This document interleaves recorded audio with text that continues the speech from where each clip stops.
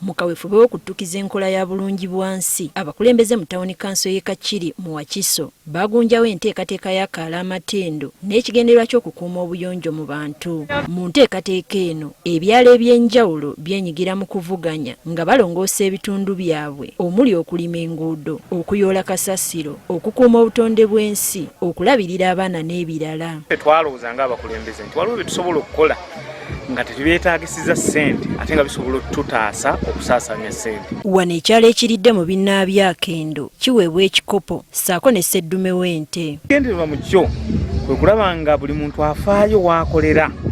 Twayagala nnyo buli muntu waali w'akolera bw'aba akuuma nga wayonjo, nga tulowooza nti ye bw'akuuma ewuwe nga wayonjo ajja kukugira omulala okuleeta ebisaaniiko ewuwe.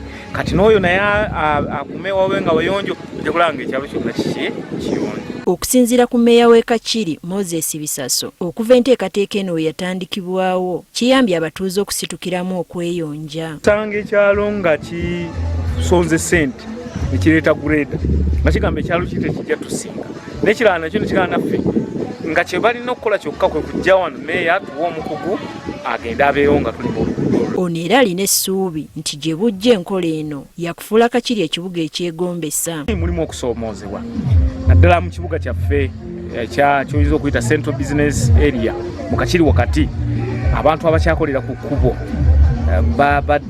batulemesezza nnyo okulaba nga watafaanana bulungi.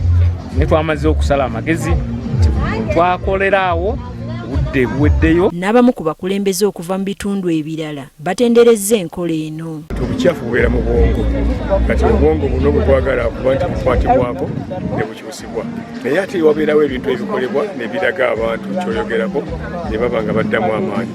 Kati ekyo mmeeya yakitandika. Bonna abateesa beebale nnyo okuba nti batuleetedde ekintu kino akaalamatendo sikiwulirangako kisoose mu Wakiso.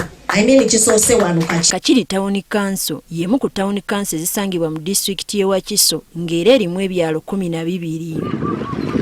Teddy Nakaliga agafeeyo ku Spark TV.